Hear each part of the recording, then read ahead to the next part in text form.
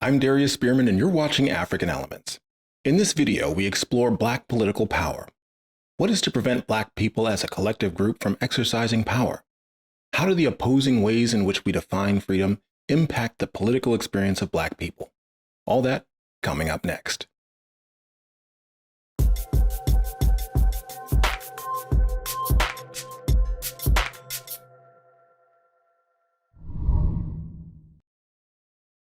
Welcome back to African Elements. If you're new to this channel, we produce content in Black and Africana studies and make it freely available.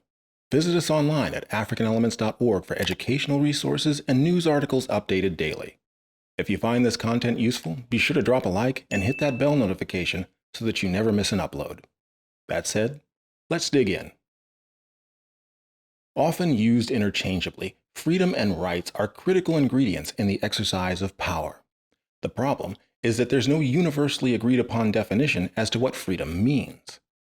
Nevertheless, how we define freedom is critically important in framing the limits of power. Historically, African Americans have fundamentally differed from white people in the definition and limits of freedom. Here I examine the notion of freedom and why it's been such an elusive thing for Black Americans to obtain. The crux of the problem is evident at the very founding of the United States.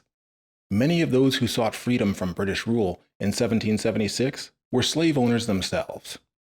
In the wake of the Boston Tea Party, the British government tightened its colonial grip on its American possessions. With the passage of the Intolerable Acts, a powerful Virginia planter and slave owner named George Mason wrote, "Though we are British subjects, we will use every means which heaven hath given us to prevent our becoming its slaves." With no sense of irony, Mason asserted his freedom to enslave others, while simultaneously asserting a limitation on the right of the British government to enslave him. In doing so, he drew a firm line demarcating freedom between black and white. Nearly a century later, noted abolitionist Frederick highlighted that line of demarcation when he asked at an Independence Day celebration keynote address, "What to the slave is the 4th of July?" I say it with a sad sense of the disparity between us. I am not included within the pale of this glorious anniversary. Your high independence only reveals the immeasurable distance between us. The blessings in which you this day rejoice are not enjoyed in common. The rich inheritance of just liberty, prosperity, and independence bequeathed by your fathers is shared by you, not me. The sunlight that brought life and healing to you has brought stripes and death to me. This 4th of July is yours, not mine. You may rejoice, I must mourn. To drag a man in fetters into the grand illuminated temple of liberty and call upon him to join you in joyous anthems were inhuman mockery and sacrilegious irony. Do you mean, citizens, to mock me by asking me to speak today? The disparity Frederick points out highlights the fundamental ways the independence movement defined freedom differently from those whose freedoms they disregarded: African Americans, Native Americans, women, and non-property-owning poor whites. That disconnect has its roots in the era of Enlightenment. During the Enlightenment era, political philosophers questioned the relationship between God, man, the universe, and government. One such English philosopher was John Locke. Locke's writings on the relationship between the government and the governed heavily influenced the Declaration of Independence. His political philosophies pushed back against the notion that those in power earned their station in life through God's blessing, and those subject to their power were so subjected because that was God's plan for them. He did so by proposing the notion of sovereign organic freedom, or natural rights. These are freedoms that all men are born with.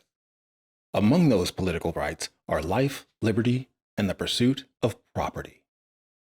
According to John Locke, these unalienable rights are endowed to all men by their Creator, or God. That's the definition that the framers embraced. The introduction of property reconciled the contradiction inherent in Thomas Jefferson's assertion that all men were created equal while holding hundreds of Africans in bondage. In other words, if God has endowed men with the freedom to pursue life, liberty, and property, by that reasoning, Thomas Jefferson's pursuit of human property is a freedom that was bestowed upon him by God. As such, Jefferson defined natural rights as the individual freedom to do what one desires, including the right to enslave other people. In an odd circular relationship, freedom carries with it the pursuit of property. Property is a qualification for citizenship, and citizenship, in turn, bestows freedom. Framing freedom, citizenship, and property in this way excluded blacks from consideration from citizenship because blacks not only didn't own property, blacks were in fact property. In contrast with the individualized freedom embedded in the notion of natural rights, black people have historically emphasized collective freedom or collective deliverance. Collective freedom seeks group liberation from external control, be it the institution of slavery or oppression.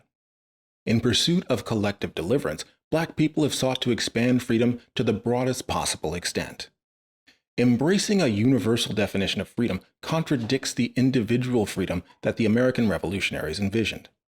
That is why Harriet Tubman, who gained freedom by escaping to the North, returned to the South, risking her own freedom 19 times by guiding scores of fugitive slaves north via the Underground Railroad. It's also the reason why Denmark Vesey, a free black man in South Carolina, led a slave revolt in 1822. On the contemporary stage, the notion of natural rights conflicts with collective deliverance in the ongoing debate over the role of policing. On one hand, there's a view that the police function to protect individual property overrides all concerns. In contrast, movements such as the International People's Democratic Uhuru Movement, or INPEDUM, seek collective liberation from police violence as a central concern. Dr. Matsamela Odom, International Vice President of INPEDUM, explains, Black community control of the police is an anti-colonial demand that seeks the immediate withdrawal of all domestic military forces from black communities.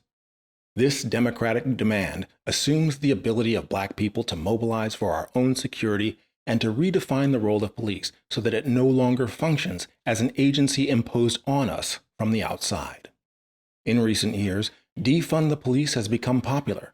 However, without the anti-colonial demand of BCCP, defunding the police is simply an austerity measure that actually helps maintain the power of the colonial state. We can see this in places like Stockton, where the police department was downsized as a means to sustain the local government and balance the city's budget. As well, in Compton, the corrupt Compton City Police Department was disbanded. It was replaced by the even more corrupt LA Sheriff's Department. The solution BCCP struggles towards is power placed in the hands of the African community, not for a nicer, kinder police. Black community control gives the right to hire, fire, and discipline the police to black communities. It gives the black community the power to determine its own safety. In what other ways in contemporary society does the notion of natural rights and collective freedom continue to be at odds? Please share your thoughts in the comments below.